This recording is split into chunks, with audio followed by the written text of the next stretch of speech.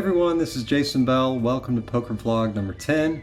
In this session, I'm back at 101 Poker Club playing on Memorial Weekend.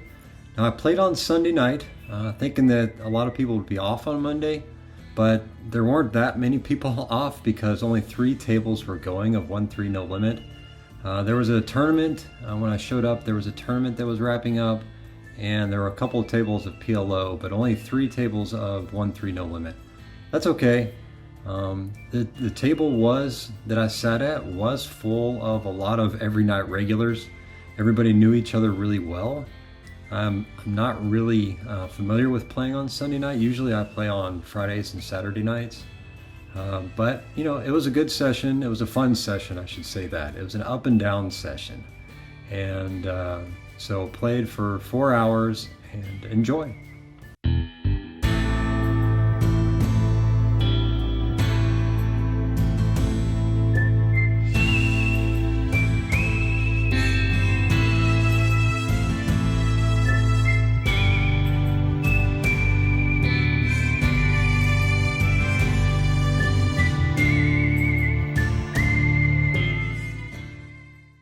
So in the very first hand of the night, I just sat at the table. I haven't even set up my camera yet. I look down at pocket kings and the under the gun +1. The under the gun limps, I raised to $15. And then there are 5 subsequent callers. Yes, Texas poker for you. So the pot is already at about 90 bucks. The flop comes 9 of hearts, 2 of hearts, 4 of clubs. It checks to me. I bet $35, about a third of the size of the pot. Yeah, this is a pretty strong play into multiple opponents, but you know, with pocket kings, I've got to put money out there. Overpair, I've got a backdoor heart draw, and both the cutoff and the button call. So the pot's nearly $200 here, and the turn comes the 4 of spades. So we've got a paired board. You know, again, I still have an overpair. My heart draw is gone, but I'm still going nowhere. I go ahead and bet $60, and the cutoff calls and the button folds. So the pot's over $300 here, and the river comes the king of clubs. Oh yeah, I've got a boat, very first hand of the night. I bet $125, and the cutoff thinks about it for a while. In my head, I'm like, call, please call, please call, please call. He thought about it for a solid minute, ends up folding. I didn't get the end of this hand on camera, but he ends up folding, and I win a nice sized pot here for the first hand. Okay, in this hand, I decided to move chairs. I was in seat number 9, now I'm in seat number 5 after seeing some cold cards for a solid 45 minutes. But the button straddle's on, I'm in the big blind, and I look down at queen 10 of spades. The small blind limps for $6. I go ahead and raise the $30 here, which was a pretty loose play. I hadn't seen much of anything, you know, like I said, in like the past 45 minutes, and only the cutoff calls here. The flop comes queen 4 deuce, all diamonds. I've got top pair, but a pretty weak kicker. I go ahead and put out a feeler bet of $30, seeing where I'm at, and the cutoff raises to $70. Boy, this put me in a bad spot. I went ahead and floated here, and just to kind of see what would come on the turn. If anything didn't come on the turn, I would go ahead and fold here. But the turn comes the 9 of hearts. I check to the cutoff, and she goes all in for her remaining stack, which was just over 200. No way I'm sticking around for this one. Top pair is not going to be good on this board. So I go ahead and fold. You know, later in the day, in the evening, she said she went ahead and she flopped the flush on that hand. And so I'm glad I got out of it, but I'm frustrated at myself for calling that raise on the flop. Felt like about $40 wasted there, but we live to fight another day. Okay, in this hand, I'm in the cutoff, and I look down at a premium ace king of hearts. Oh yeah. The under the gun limps, the under the gun +1 limps, middle position limps, the low jack limps, and of course I'm bumping this one up. I go ahead and raise this one to $25. The small blind calls, and the low jack thinks about it for a bit and ends up making the call. So we're 3 ways to a flop, which comes 6 of hearts, 7 of clubs, 8 of hearts. Boy, I've got some backdoor draws on this one. I'm drawn to the nut flush. I've got some overs. The small blind and the low jack both check. I'm definitely putting some money in this pot. I go ahead and bet $35. The small blind calls, and the low jack thinks about it for a bit and ends up folding. I've got some camera issues here, so please ignore that. The pot's brewing here. It's a little over $100.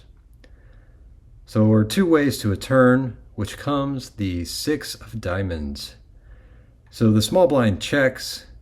I go ahead and lead out for $75 and don't see, I unfortunately didn't see the size of his stack. He's only got about $125 in his stack.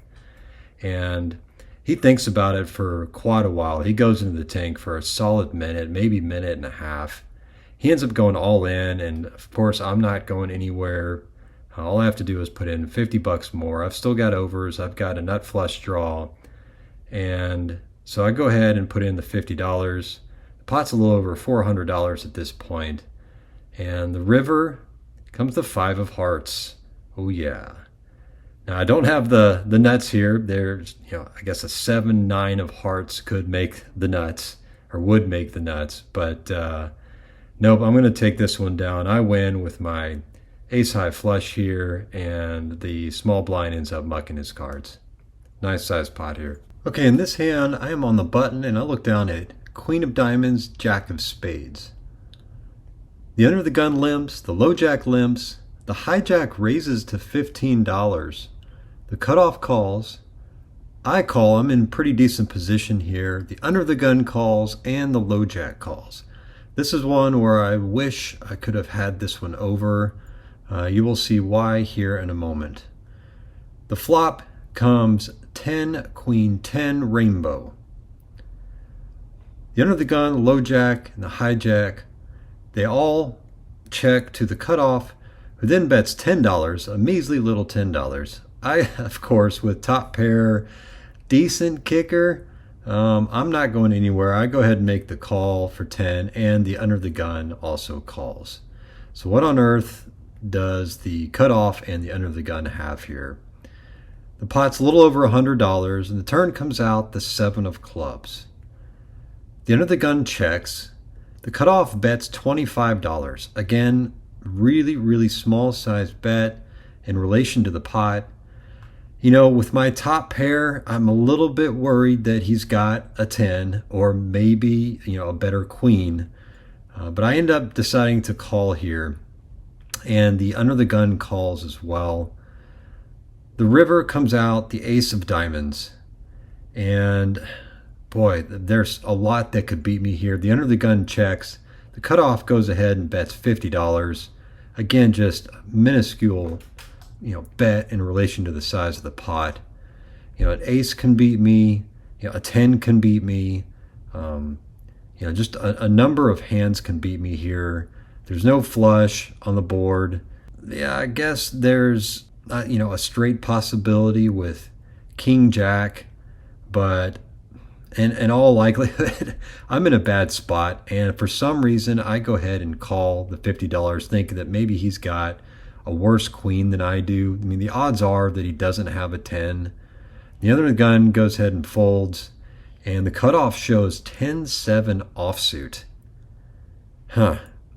So the turned full house. So I was smoked from the get-go.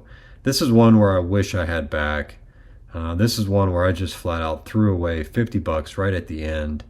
But, it is what it is, and I'm going to continue to battle it out. Try to make as few mistakes as possible. So in this hand, I'm looking at yet another premium, Ace King of Diamonds in the cutoff position.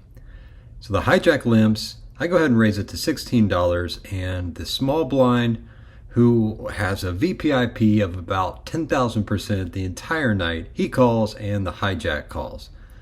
So the pot's a little over $51, and the flop comes Jack of Diamonds, 7 of clubs, 5 of hearts. So the small blind checks and the hijack checks.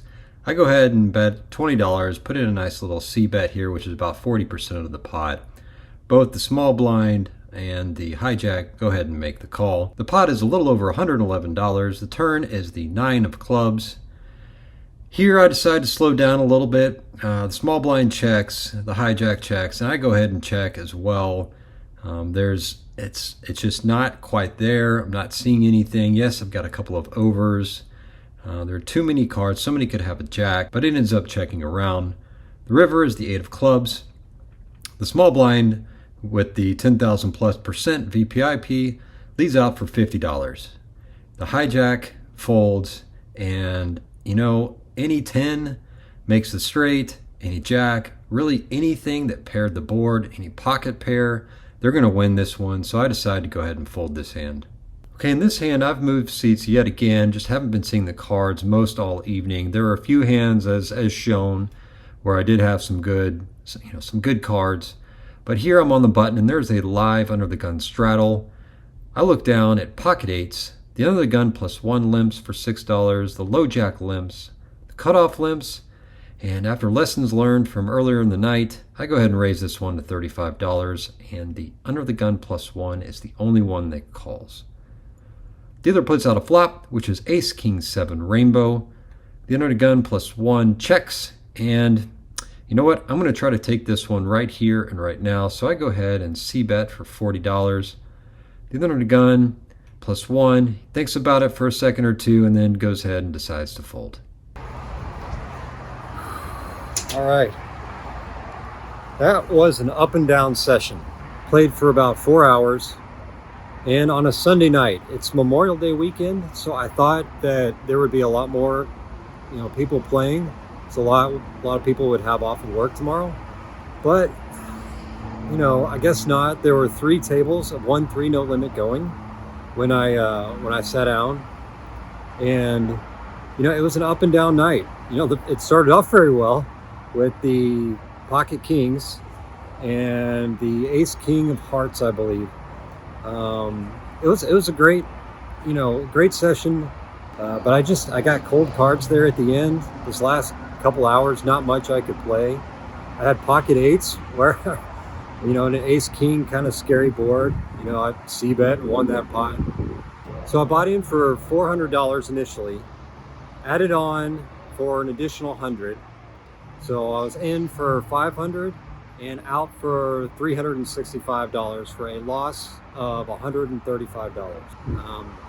But overall, I'm glad I got in another session, and looking forward to the next one. Thanks for watching.